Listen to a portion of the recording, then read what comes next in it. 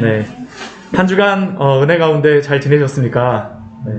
코로나로 인하여서 온 세계가 정말 시끄럽습니다. 정말로 시끄럽습니다. 제가 이 코로나의 이 상황을 보면서 2000년 전에도 이렇게 시끄럽지 않았을까라는 그런 생각을 해보았습니다. 우리가 이제 이번 주 성탄이 다가오게 되는데요. 2000년 전에 온 세계가 로마의 가이사 아구스토, 우리 아우구스투스가 명령을 내렸죠. 인구조사에 대한 그런 명령을 내려서 온 세계가 인구조사하러 바빴었는데요. 코로나가 또한 이 시대에 전 세계를 휩쓸면서 사람들로 하여금 두려워하게 함으로 우리의 마음을 두렵게 하고 또 이 세대를 시끄럽게 하며 우리로 하여금 바쁘게 하는 것 같습니다.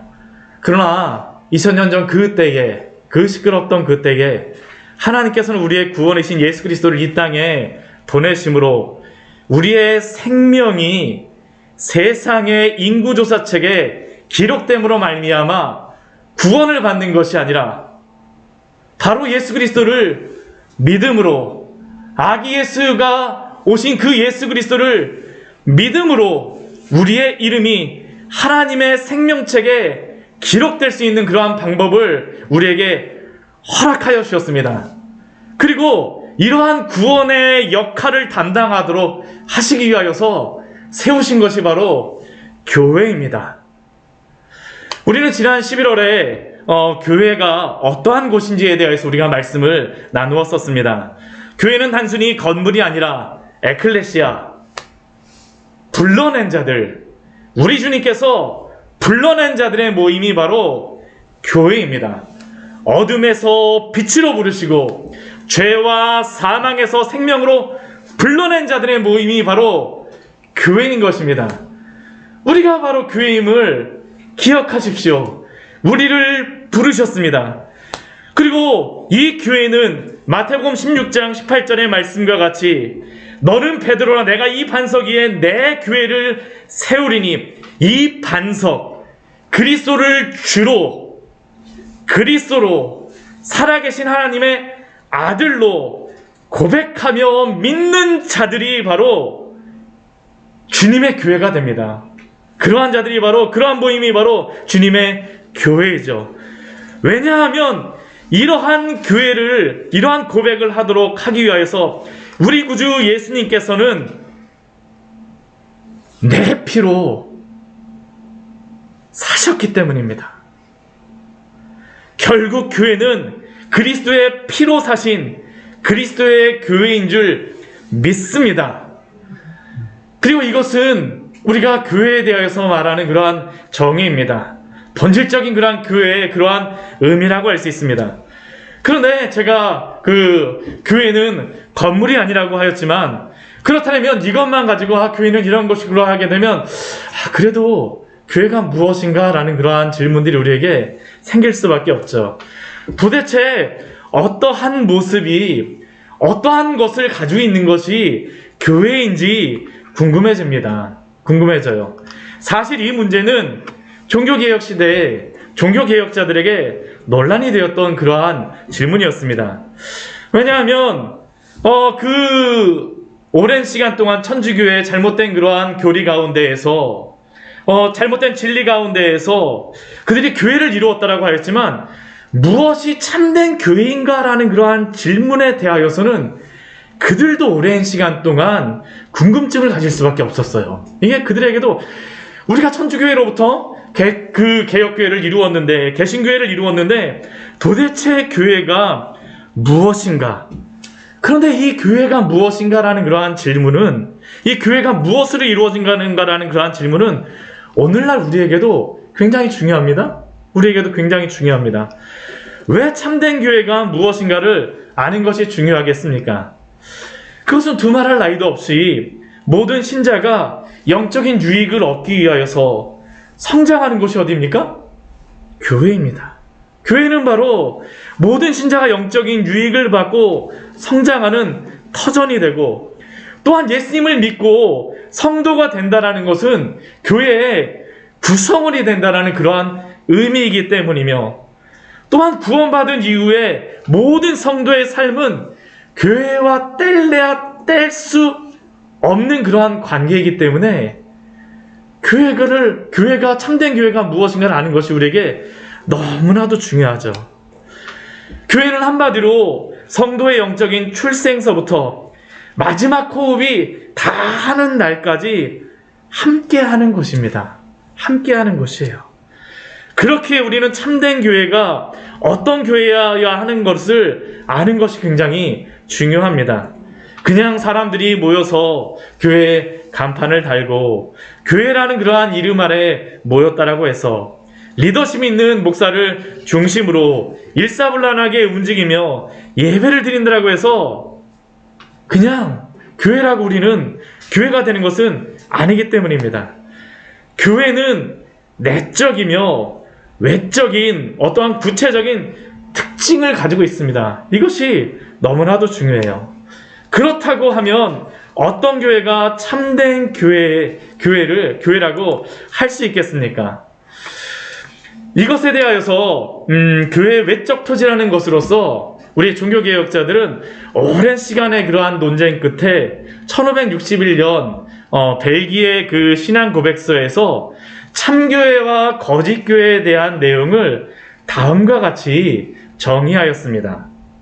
참교회를 알아볼 수 있는 표지는 다음과 같습니다.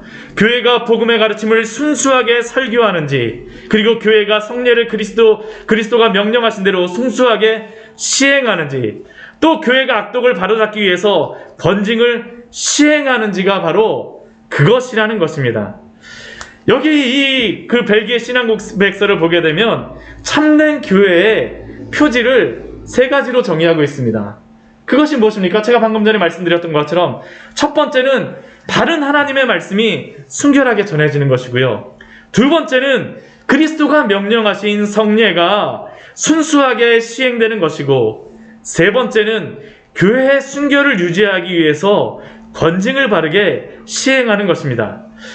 그리고 이러한 세 가지를 통하여서 하나님의 말씀에 따라 모든 일이 처리되고, 또 오직 예수 그리스도가 교회의 머리가 되어지는 곳이라면 그것이 바로 참된 교회라고 그들은 믿고 이렇게 정의하였습니다.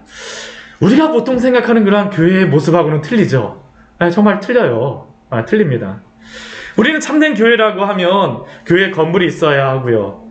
그곳에 더하여서 교회 간판과 또 더 좋은 건 무엇입니까? 빨간 십자가가 있으면 더 좋죠. 그렇죠.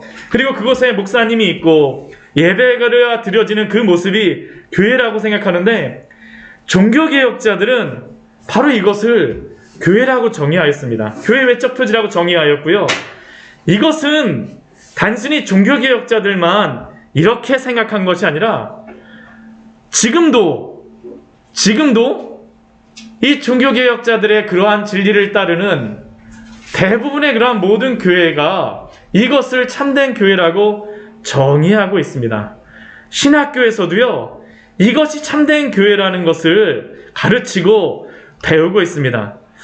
그러나 물론 이 세 가지가 있다라고 해서 이것만으로 완전한 교회라고 제가 말씀드리는 게 아닙니다. 이것만으로 완전한 교회라고 말씀드리는 게 아니고요.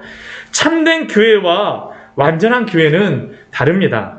아무리 건전하고 뛰어난 교회, 그런다 할지라도 이 지상의 교회는 완전한 교회가 될 수는 없습니다. 다만 우리가 이 땅에서 찾고 구해야 할 것은 완전한 교회가 아니라 참된 교회를 추구해야 되죠. 그렇다면 왜 이 세 가지를 참된 교회의 외적 표지로 삼겠습니까? 제가 이 설교를 하면서 참 걱정스러운 게 바로 이것입니다. 이게 벨기에 신앙고백서 이렇게 딱 하고 하면서 이거 교리적인 그러한 내용, 어떠한 그 판에 박힌 그러한 내용이 아닐까라는 것을, 우리가 이것을 그렇게 말씀을 이렇게 받아들이지 않았으면 좋겠습니다. 이것은 단순히 지식적으로만 참된 교회의 표지, 외적인 표지가 말씀과 성례와 건징이라고 하는 것으로서 외우면서 이것이 그냥 사람들이 그냥 종교개혁자들이 만드는 그냥 교리구나라고 생각하기가 쉽죠. 그러나 그렇지 않아요. 이 교회의 교리라고 하는 것은 무미건조하게 우리의 머리를 아프게 하는 것이 아닙니다. 그렇게 하기 위해서 만들어낸 그러한 지식도 아니에요. 제가 몇 번을 말씀드렸지만 제가 신학대학원을 공부하는 동안 또 그 이후로 계속적으로 말씀을 보면서 제가 이러한 신학적인 그 교리책들을 보면서 또 말씀을 보면서 내린 결론은 그냥 교리는 교리가 아니라 그들의 신앙의 고백이라는 겁니다. 신앙의 고백이에요. 무미건조한 것이 아니라 이 고백 안에는 생명과 복음에 대한 진리가 있고 또한 고백이 있는 것이 바로 이 고백입니다. 교리입니다. 이 교회에 대한 세 가지 외적 표지도 수십 년간 목숨을 걸고 복음을 수호하며 내렸던 결론이 바로 이 세 가지입니다. 인간이 정한 것이 아니라 성경에 바탕을 두고 있는 것이고요. 가슴을 뛰게 하는 진리가 바로 이것입니다.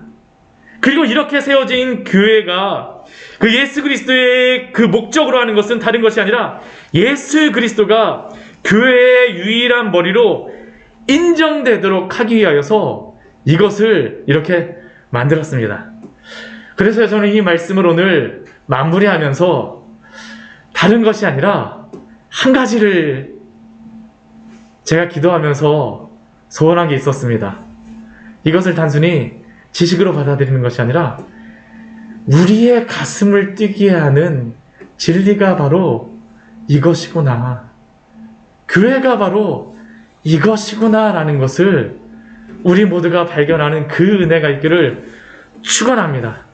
저는 이것을 발견했으면 좋겠어요. 단순히 지식으로만 말씀, 성례, 그냥 권징 아니라 정말로 왜 이것이 교회의 그러한 외적인 표지가 될 수밖에 없는가라는 것을 우리가 믿음을 통하여서 수납하는 시간이 되어지기를 소원합니다. 먼저 교회의 참된 표지를 바른 말씀의 선포로서 정의하였습니다. 오늘 그 앞에 말씀 저희가 디모데전서 3장 15절의 말씀을 보았었는데요. 이 교회와 하나님의 말씀은 뗄래야 뗄 수 없다라는 것을 우리는 이 말씀을 통하여서 발견할 수 있습니다. 특별히 이 디모데전서의 말씀은 어린 디모데에게 그 어리다 그래갖고 나이가 뭐 아주 어리다라는 것은 아닙니다. 신앙적으로 아직까지 사도 바울이 지금 이 디모데전서를 사도 바울이 디모데에게 보낼 때에는 그 사도 바울은 이제 연륜적으로 굉장히 성숙하고요. 하나님의 그러한 나라에 대한 그러한 지식으로도 성숙하고 나이도 성숙한 나이였습니다. 거기에 비하여서 디모데 같은 경우는 이제 하나님의 교회를 섬기며 하나님의 교회를 세우는 데에 대하여서 부족한 부분들이 있었어요. 근데 이 디모데가 지금 에베소에 가서 하나님의 교회를 세우려고 하는 것입니다. 여러 가지 어려운 점들이 있어요. 여러 가지 어려운 점들이 있었어요. 그래서 사도는 디모데에게 이 디모데 전후서를 보냄으로 말미암아 어떻게 교회를 이루어야 될지를 알려주는 것이 바로 이 디모데전서의 말씀인데요. 오늘 이 디모데전서 앞에 말씀을 보게 되면 우리 2장의 말씀에서는 무엇을 말씀하냐 하면 교회에서 그 교회를 세우고 예배를 드린다라고 할 때 어떻게 하나님께 예배를 드려야 될지에 대해서 알려주는 것이 바로 디모데전서 2장의 그러한 말씀입니다. 그리고 그 2장의 말씀을 이어서 나오는 그 3장 1절부터 13절 오늘 앞에 말씀에서는 무엇에 대한 말씀이냐 하면요. 하나님을 예배하는 그곳에서 감독과 집사를 어떻게 세워야 할지를 말씀합니다. 우리 교회도 필요한 말씀이에요. 그래서 감독과 집사를 어떻게 세워야 될지를 알려주는 말씀이 바로 이 디모데전서 3장 1절서부터 그 오늘 말씀 앞부분에 나와 있는 말씀이 바로 그 말씀입니다. 하나님의 집에서 어떻게 행해야 할지를, 어떻게 예배를 드려야 되고 어떻게 집사와 장로를 세우고 감독을 세워야 될지를 알게 하기 위하여서 이 디모데 그 전서를 디모데에게 보냈어요. 그런데 이러한 것이 이루어져야 될 곳, 이러한 것이 적용되어야 될 곳이 어디냐라고 오늘 3장 15절 말씀에서 하냐 하면 먼저는 하나님의 집이라고 말합니다. 하나님의 집에서 어떻게 행하여야 할지, 어떻게 하나님의 집에서 예배해야 될지, 어떻게 하나님의 집에서 임직 재직자들을 세워야 할지, 그리고 또한 이 하나님의 집을 그 뒤에 말씀해 보면 무엇이라고 말씀하냐면요, 이 집은 살아계신 하나님의 교회라고 말합니다. 결국 하나님의 집은 무엇입니까? 살아계신 하나님의 교회예요. 하나님의 집은 하나님의 교회입니다.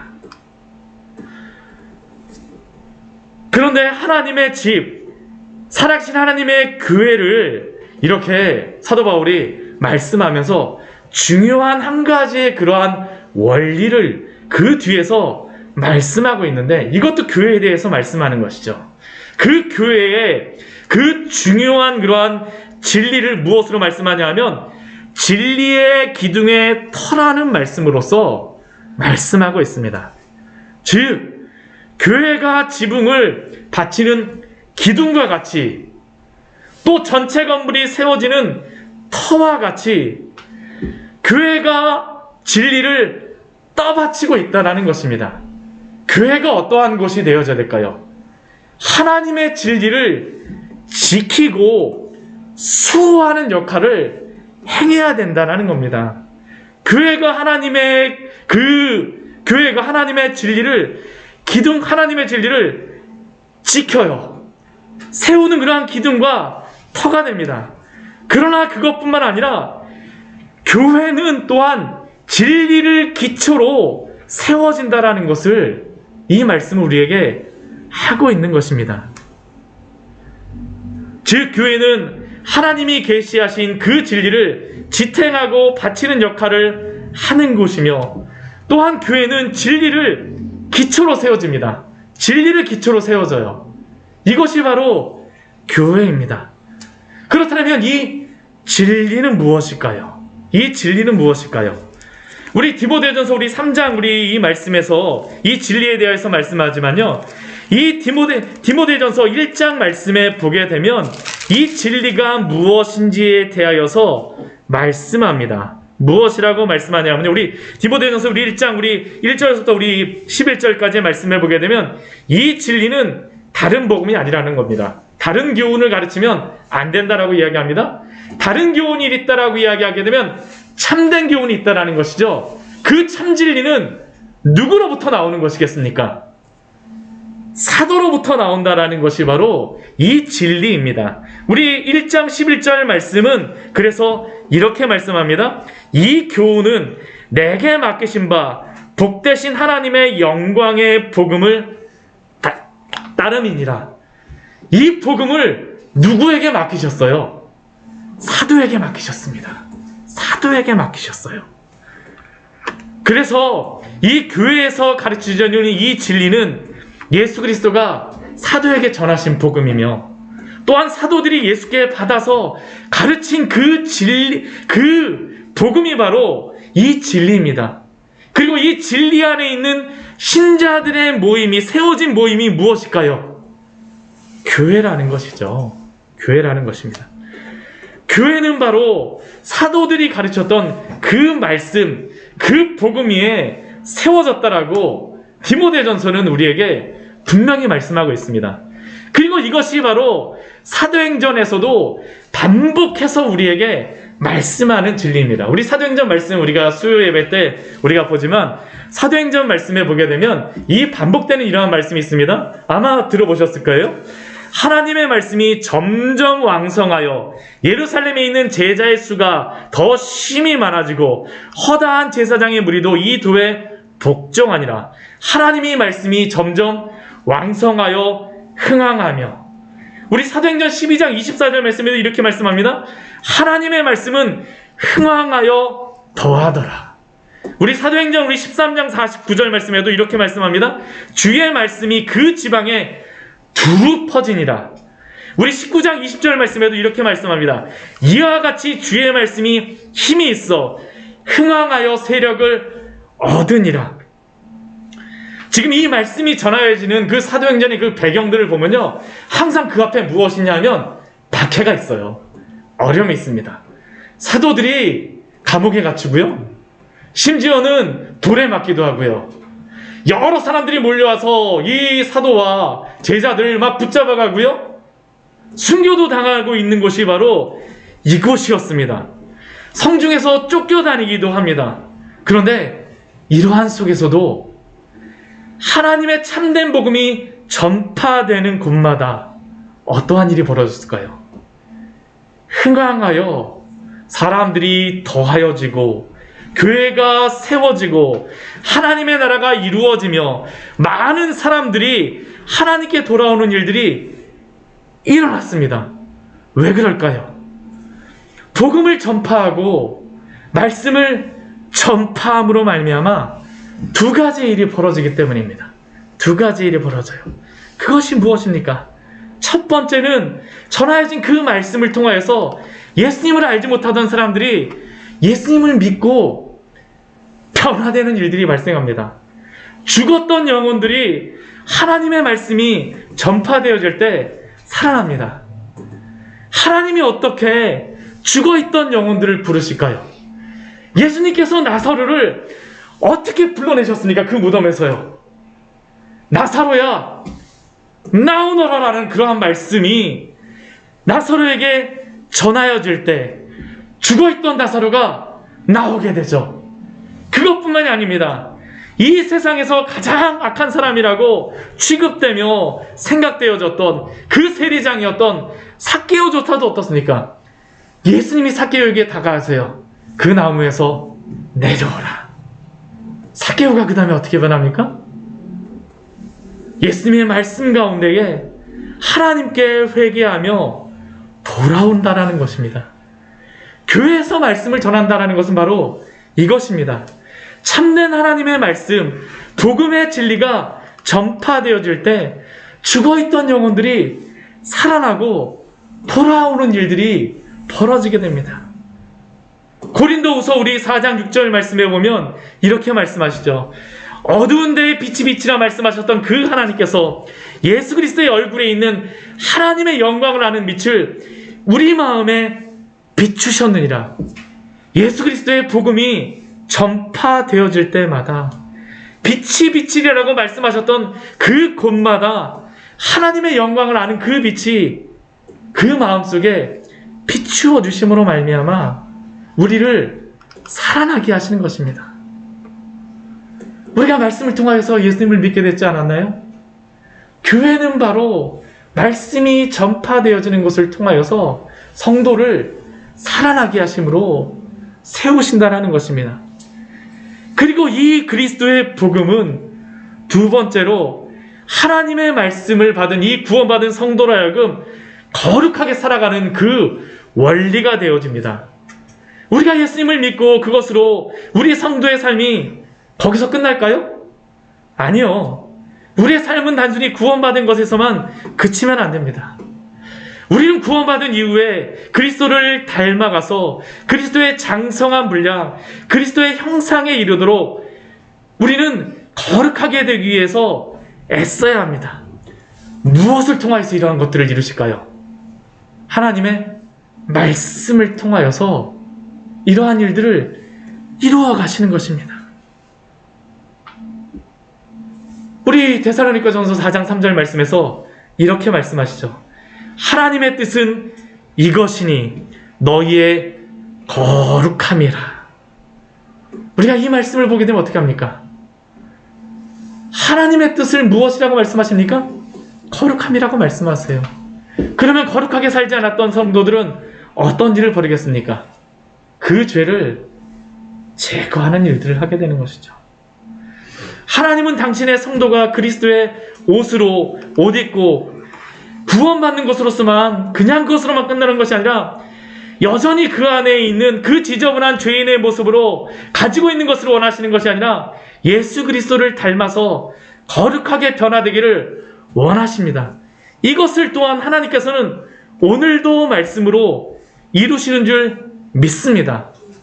결국 참된 교회의 첫 번째 외적 표지인 바른 말씀의 선포라고 하는 것은 참된 복음의 말씀이 선포되어짐으로 말미암아 하나님의 백성을 부르시고요, 하나님의 백성을 거룩하게 세워가세요.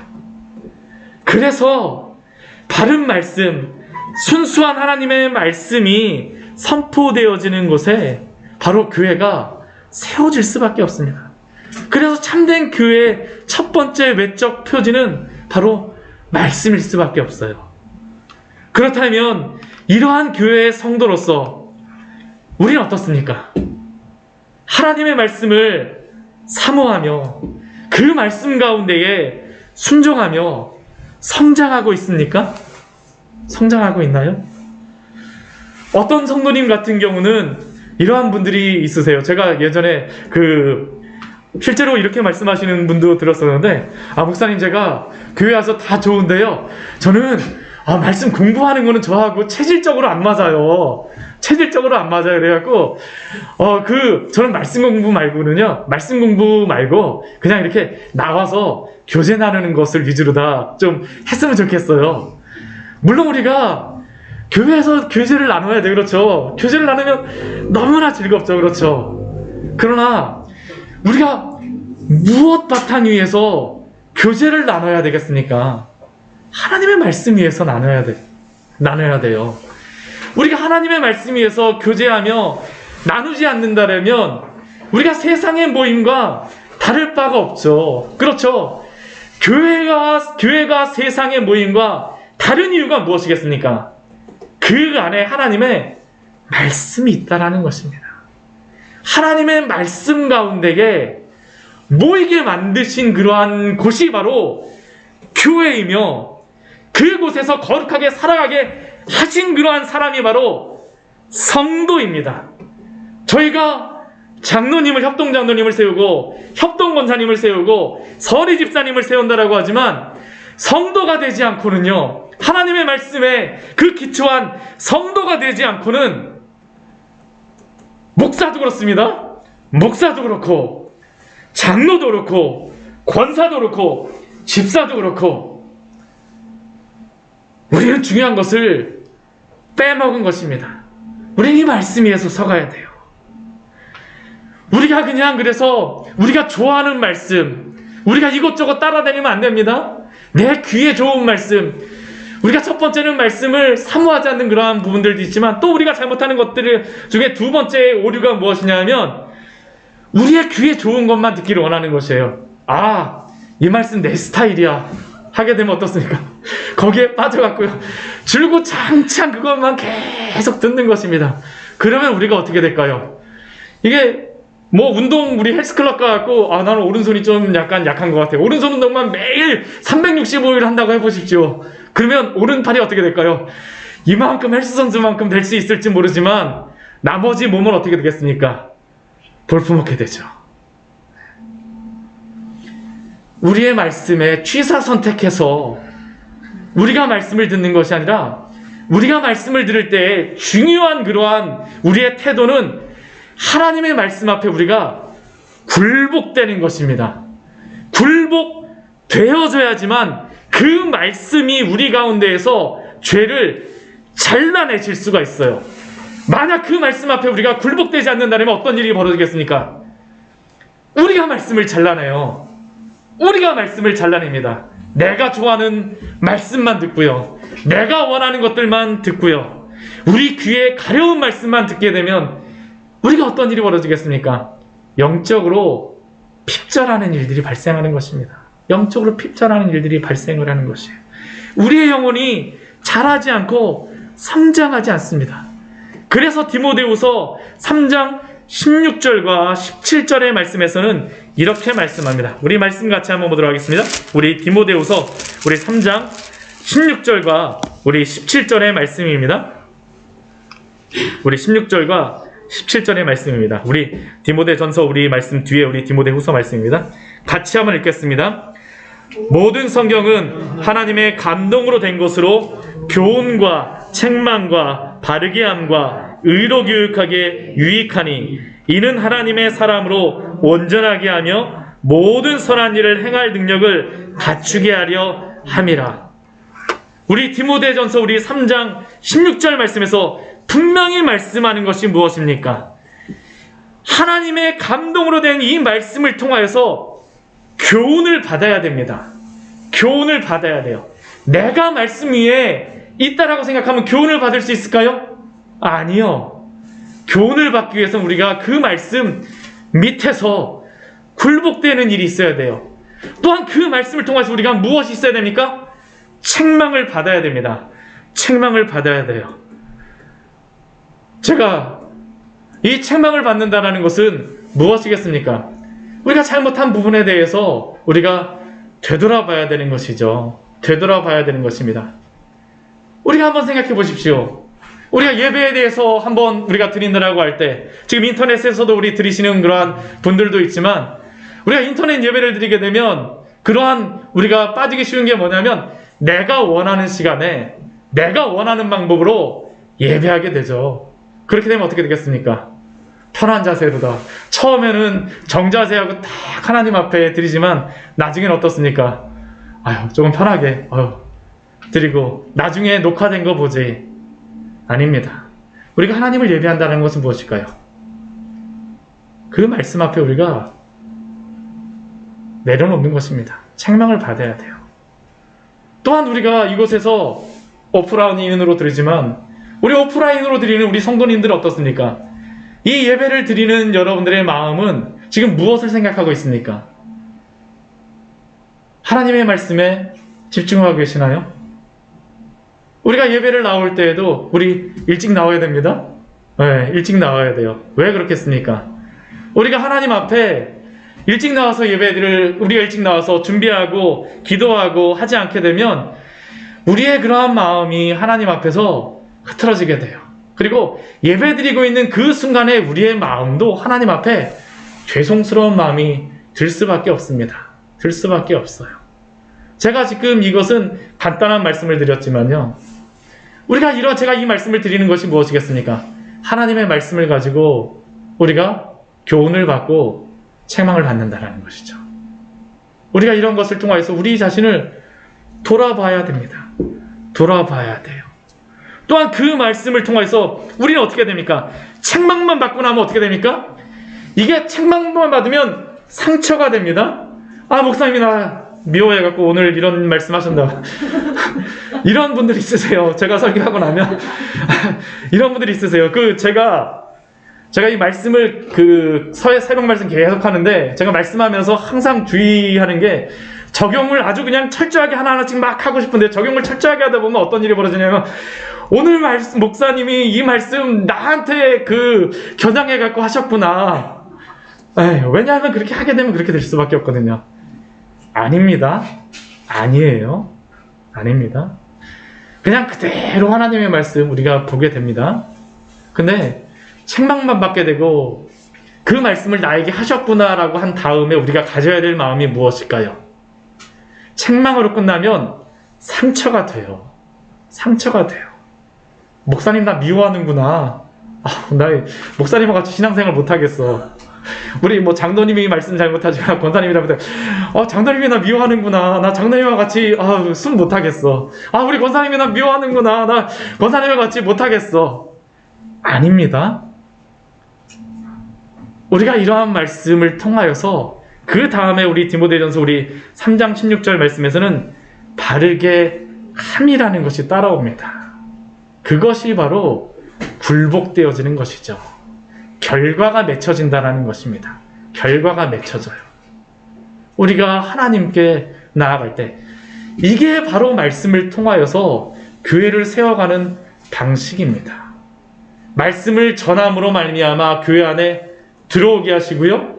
들어온 성도들은 거룩하게 살아갈 수 있도록 말씀을 통하여서 교훈하고 책망하는 것들, 그리고 그것을 통해서 바르게 함으로 세우는 것입니다.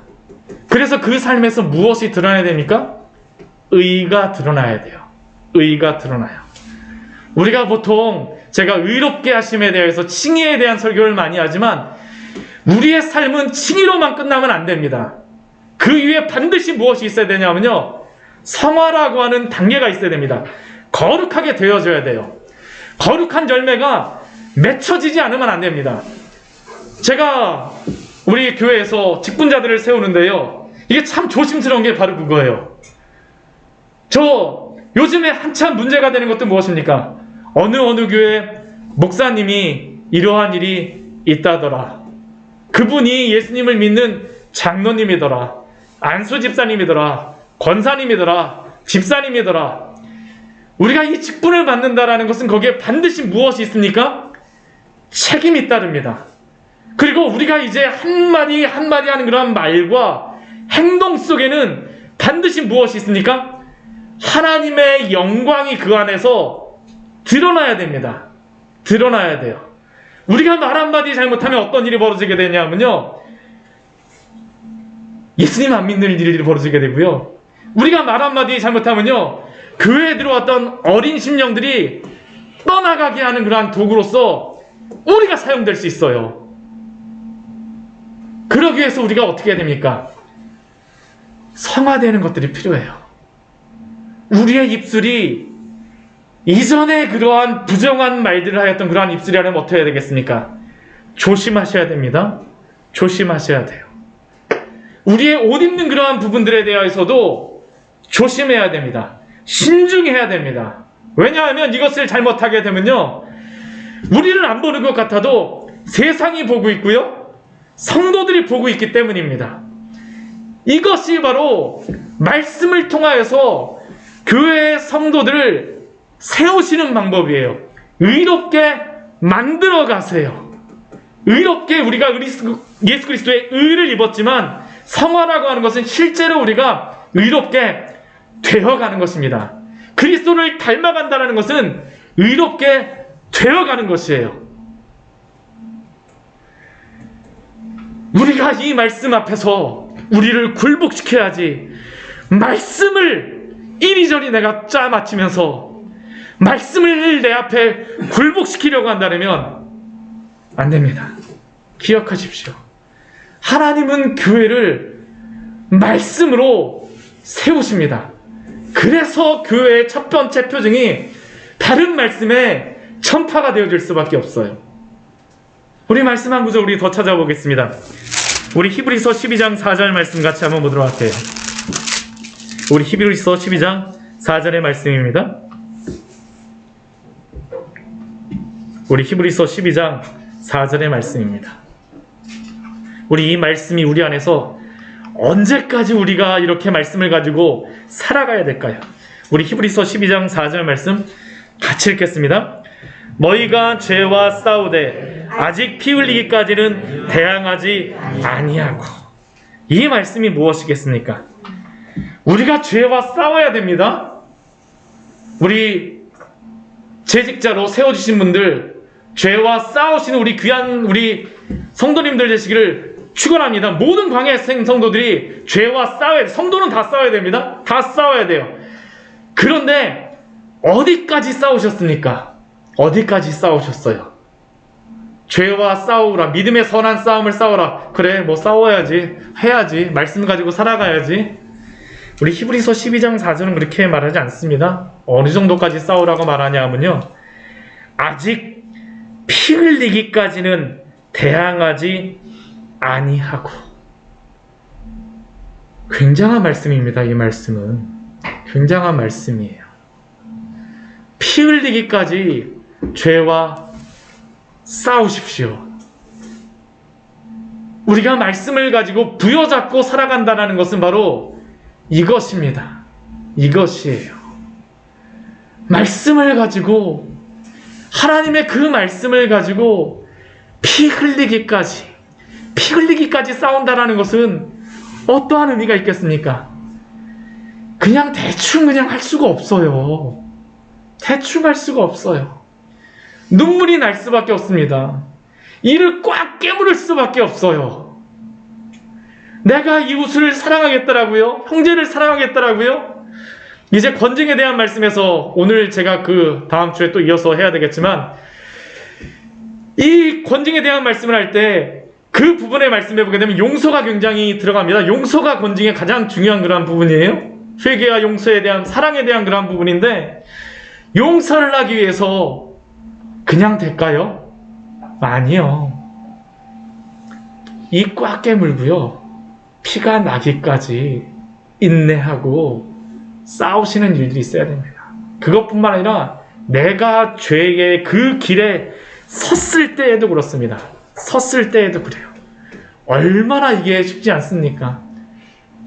이게 우리가 그냥 살아간다라는 것이, 저도 지금 이렇게 목사로서 살아가지만 항상 느꼈던 것이, 제가 직장을 다니면서 항상 하나님 앞에 기도하면서 갔던 것이요, 제가 몇 번 말씀드렸지만, 저 교회 회사에 갈 때 차를 가지고 가게 되면 그 안에 그냥 가는 게 아닙니다. 눈물을 흘리면서 정말 기도하면서 갔어요. 계속 한 30분 동안. 하나님 이거 어떻게 해야 돼요? 제가 어떻게 그리스도인으로서 살아가야 돼요? 근데 정말로 우리가 아마 그렇게 살아가실 거라고 저는 믿습니다. 우리 교회 성도님들께서. 근데 왜 우리가 그렇게 합니까? 그냥 되지 않거든요. 그냥 조금만 한 발자국 옆으로 가게 되면 너무나도 편하게 살 수 있는 방법들이 너무나도 많아요. 그렇게 안 해도 되잖아, 꼭 그렇게 할 필요가 있어 라는 이야기 앞에서 얼마나 성도들이 많이 넘어지는지 모릅니다. 그게 바로 죄와 싸우는 것입니다. 피 흘리기까지 말씀을 가지고 싸워 가십시오. 오늘 디모데전서 3장 15절 말씀, 하나님의 집, 살아계신 하나님의 교회, 이 복음의 진리 가운데에 교회는 세워지는 줄 믿습니다. 저는 우리 광야의 샘교회 성도님들이 이렇게 세워주시기를 축원합니다. 우리의 허탄한 자랑 가지고 교회 세우려고 하지 마세요. 우리가 얼마나 잘못하는 것 중에 한 가지가 뭐냐면, 우리의 자랑 가지고 교회 세우고자 하는 때가 너무나도 많아요. 저도 사실은 항상 거기에 대해서 항상 유혹을 받습니다. 내 자랑 가지고 교회 세우고 싶고, 내 자랑 가지고 나의 직분을 나타내고 싶고, 내 자랑 가지고 무엇을 나타내고 싶고요. 아닙니다. 성도는 말씀 앞에 굴복하여서, 직분자는 말씀 앞에 굴복하여서 그 말씀을 삶에서 실천하고 실현해내는 사람이 바로 성도요, 직분자임을 믿으십시오. 피 흘리기까지 죄와 싸움으로 말미암아 하나님의 교회로 세워지시며 하나님의 교회를 세우시는 우리 귀한 성도님들 되시기를 축원합니다. 같이 기도하도록 하겠습니다. 우리 말씀 가지고 우리 같이 기도했으면 좋겠습니다. 우리의 삶을 한번 돌아보았으면 좋겠어요. 우리가 정말로 이렇게 하나님의 말씀을 가지고 교회를 세워가고 계십니까? 말씀을 믿으면, 예수님의 말씀을 믿음으로 말미암아 예수님 믿었다라고 고백은 하지만 그렇게 살아가고 계시나요? 죄와 싸우면서 피 흘리기까지 싸우고 계십니까? 그냥 살아가지지 않아요. 쉽지 않습니다. 저도 넘어집니다. 저도 넘어져요. 아마 우리 장로님들도 수시로 다 그렇게 고백하실 거예요. 우리 권사님들도, 우리 서리사님 되실 분들도 우리 그렇게 고백하실 것입니다. 하나님, 그러나 넘어져도 다시 말씀 부여잡고 일어나면 됩니다. 넘어져 본 사람만이 간절하게 그 말씀을 다시 붙잡습니다. 이게 은혜예요. 넘어졌기 때문에 붙잡는 것입니다. 그게 바로 견인입니다. 그게 바로 은혜입니다. 지금 넘어지신 분들 기도하십시오. 하나님, 제가 당신 말씀 다시 한번 붙잡을게요. 붙잡아 주세요. 당신의 교회로 세워주세요. 당신의 교회로 기둥과 같이 터와 같은 자들로서 주님 저를 사용하여 주시옵소서. 거룩하게 살게 하여 주시옵소서. 우리 주님 앞에 간절히 기도하도록 하겠습니다. 같이 기도하시겠습니다. 하나님 아버지, 이 시간 하나님 아버지 당신 앞에 기도하며 나아갑니다. 우리의 마음이 하나님 아버지 당신 앞에 세워지게 하여 주시옵소서. 우리의 마음이 하나님 아버지 당신 앞에 세워지게 하여 주시옵소서. 하나님, 우리의 심령이 당신 앞에 세워지게 하여 주시옵소서. 광야의 샘교회를 하나님 아버지 개척을 하고 하나님 당신의 나를 하나님 아버지 이루겠다라고 하지만 쉽지 않습니다. 당신의 말씀에 하나님 아버지 교회의 기초를 두고 이 진리에 하나님 아버지가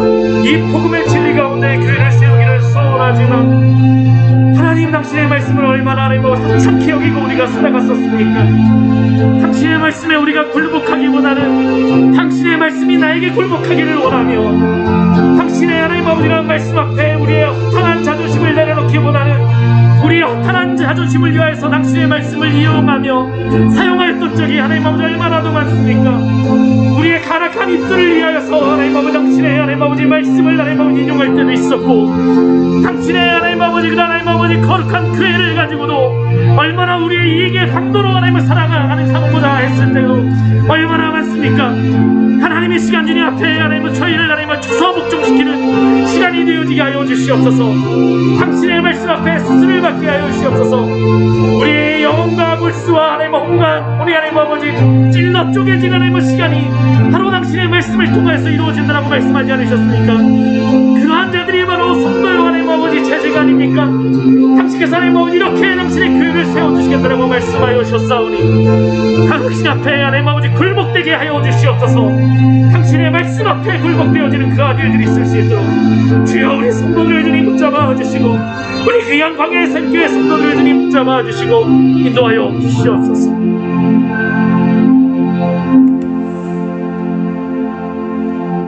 하나님, 오늘 말씀을 통하여서 우리에게 귀한 진리를 허락하여 주시니 감사를 드립니다.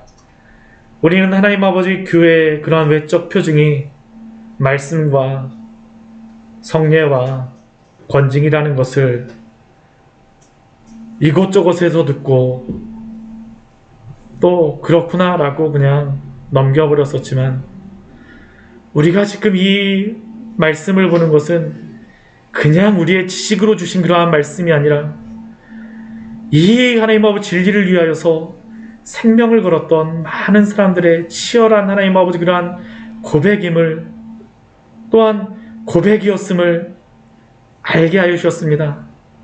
또한 우리의 고백이 되어지기를 소원하오니 당신이 하나님 아버지 말씀으로 당신의 교회를 세우시겠다라고 말씀하셨사오니 저희들이 이 말씀 앞에 굴복되게 하여 주시옵소서.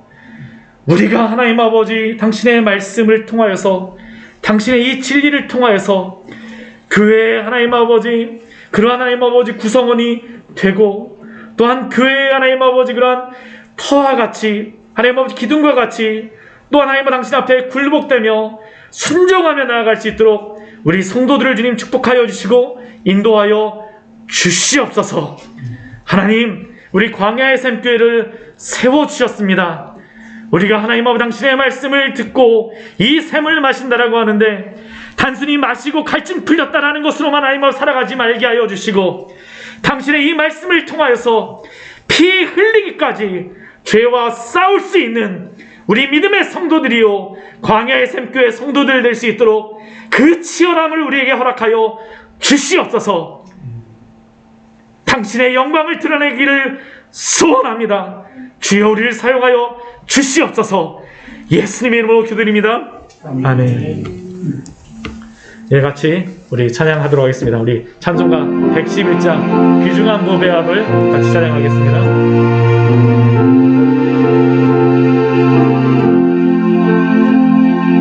귀중한 보배합을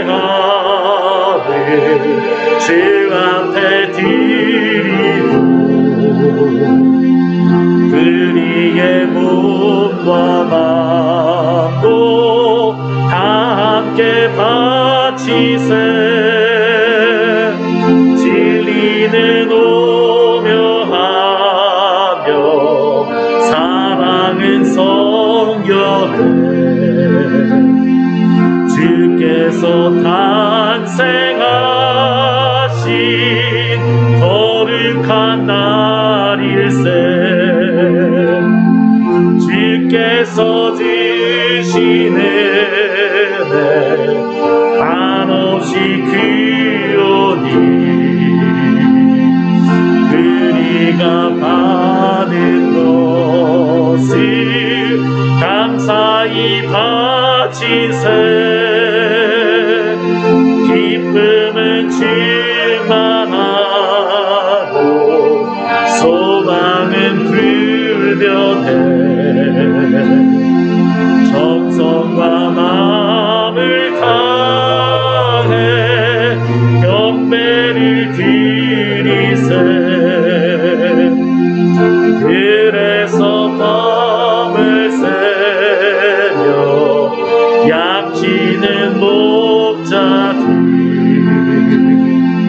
하늘에 빛난 영광 보고서 놀랐네.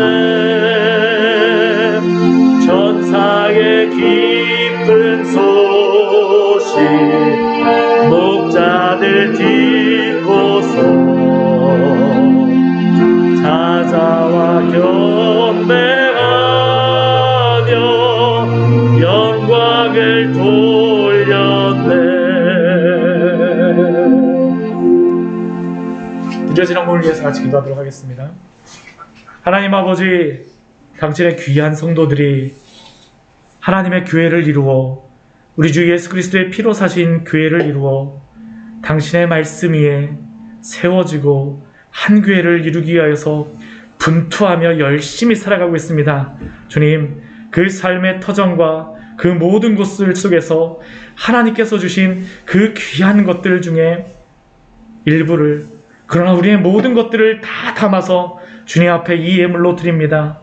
이 예물이 사용되지는 곳곳에 하나님의 영광이 드러나게 하여 주시고, 허탄한 인간의 자랑이 하나님 아버지 이 예물을 통하여서 하나님을 드러나는 것이 아니라 하나님의 영광이 드러날 수 있도록 주여 이 예물도 사용하여 주시옵소서.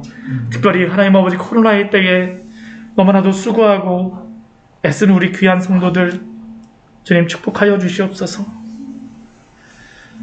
하나님, 사업을 하며 같이 일하는 사람들에게 안 좋은 말을 할 수밖에 없는 그러한 상황에 있는 그러한 경우도 있고, 하나님 아버지 어떠한 일터 속에서 물건을 팔며 또한 사업을 진행하지만 코로나로 인하여서 하나님 아버지 막혀있는 그러한 상황에도 있고, 또 만날 수 없는 환경 속에서 오히려 하나님 아버지 기울어가는 여러 가지 생활의 그러한 부분들을 보면서 아파하고 있는 우리 지체들도 있습니다. 주님, 그 영혼들 우리 붙잡아 주시고, 그럼에도 불구하고 끝까지 우리 주님의 말씀 붙들고 피 흘리기까지 또 분투하며 믿음으로 살아낼 수 있도록 주님께서 붙잡아 주시옵소서. 축복하여 주시옵소서. 또 하나님 아버지, 우리의 있는 여러 곳에서 하나님 아버지 섬기고 있는 그러한 지체들도 하나님 아버지 있습니다. 우리 광야의 생교회에 들어온 이 헌물을 통하여서 또 여러 군데 저희가 쓰여져야 될 것입니다. 하나님, 쓰임을 받는 그 예물을 통하여서 또한 어려운 자들에게 소망이 되어지며 알맞게 쓰여질 수 있도록 주여 쓰는 자들에게도 지혜를 허락하여 주시옵소서. 예수님의 이름으로 기도드립니다. 아멘. 예, 광고하도록 하겠습니다. 우리 앞뒤에 계신 분들, 옆에 계신 분들, 또 우리 잘 오셨습니다. 반갑습니다. 우리 같이 인사하도록 하겠습니다. 네. 네. 우리 인터넷에 우리 같이 예배드리고 있는 우리 비대면 예배로 우리 드리시는 분들에게도 우리 반갑습니다, 사랑합니다. 우리 크게 한번 외치도록 하겠습니다. 반갑습니다, 사랑합니다. 네. 네, 이렇게 하셨습니다, 지금. 네, 우리 그 광고 드린 것과 같이 다음 주 우리 12월 27일에 공동 회의가 있습니다. 공동회의가 있습니다. 이때 제주교를 구성하고요. 협동장로 우리 협동무사님, 우리 서리 집사님 임명을 하게 됩니다.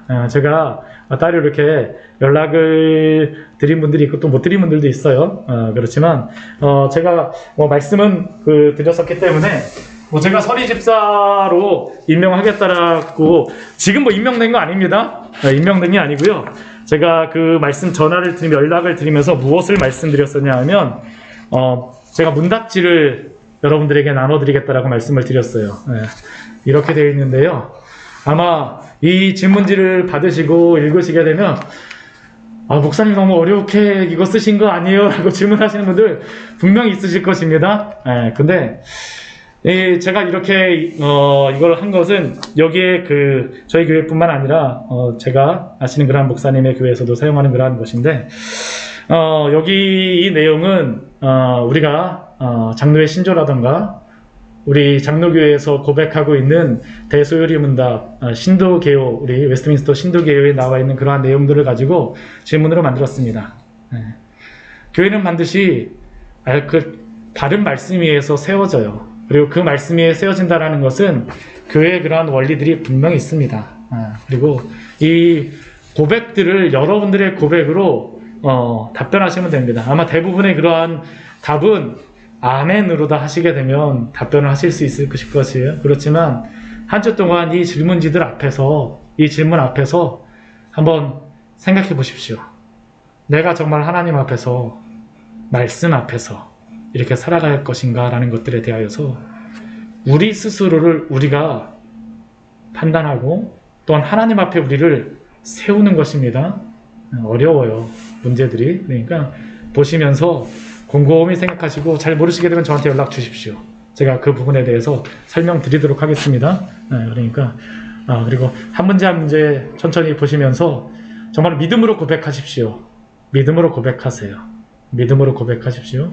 우리 집사를, 우리 장로님, 우리 집사님, 우리 협동장로님, 우리 협동권사님, 우리 집사님들 세우는 것은 이게 뭐 직분 아닙니다. 직분이지만 이게 자랑 아닙니다. 자랑. 이거 정말 이거 착각하면 안 돼요. 우리가 자랑이 아니고요. 정말로 이것은 섬기는 것입니다. 항상 섬김이 항상 이 안에 들어가 있는 그러한 단어들입니다. 섬김이에요. 그러니까 하나님이 나를 섬기라고 보내셨구나라는 것들에 대해서 하나님 앞에 죄와 싸우기까지, 어디까지요?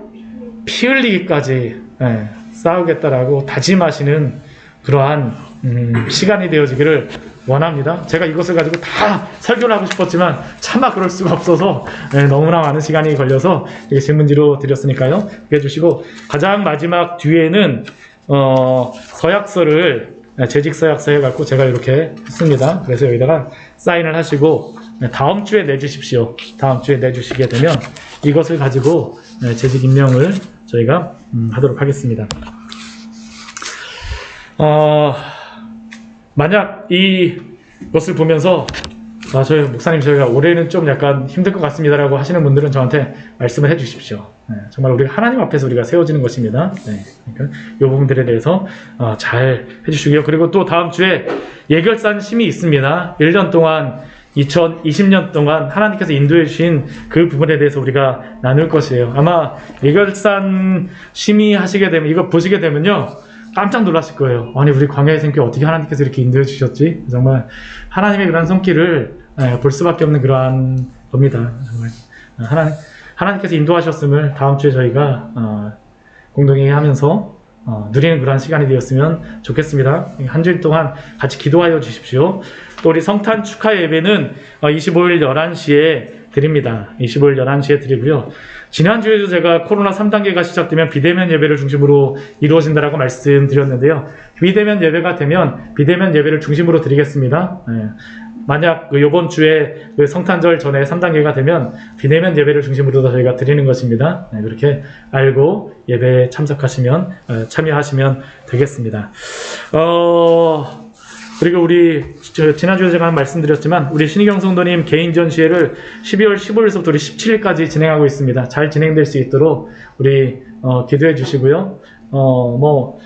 시간 되시게 되면 이게 좀 약간 기간이 있으니까요. 이제 교회에서 한꺼번에 이렇게 하거나 공동체로 이렇게 하진 않고요. 이렇게 따로따로 가실 분들은 같이 가셔가지고 같이 기도해 주시고 그렇게 하시면 되겠습니다. 또 우리 장로님 언플랜드 우리 낙태법 하여서 우리 언플랜드 영화가 개봉이 되었습니다. 정말 이게 은혜예요.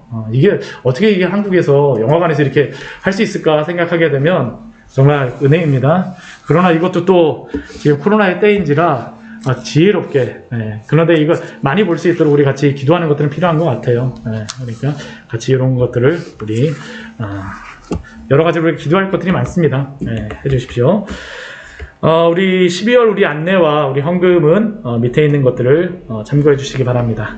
다 같이 일어나셔서 우리 찬송가 우리 430장 찬양함으로 예배 마치도록 하겠습니다.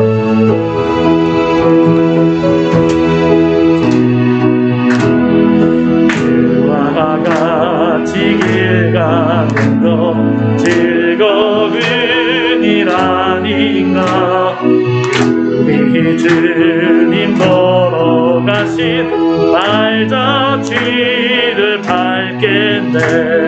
한 걸음 한 걸음 예수와 함께 날마다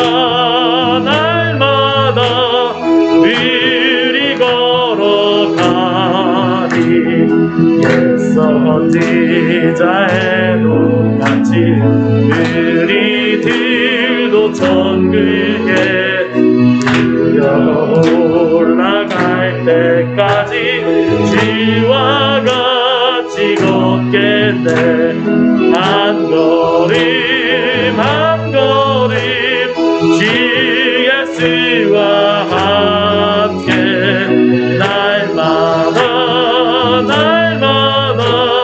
우리 걸어가리.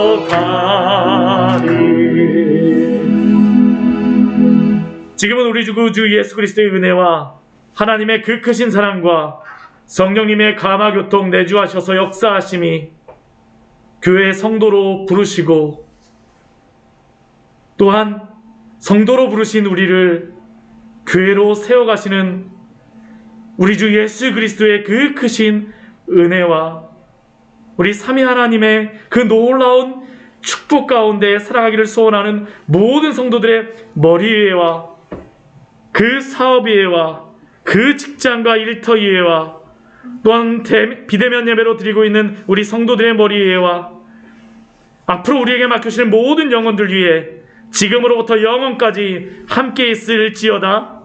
아멘.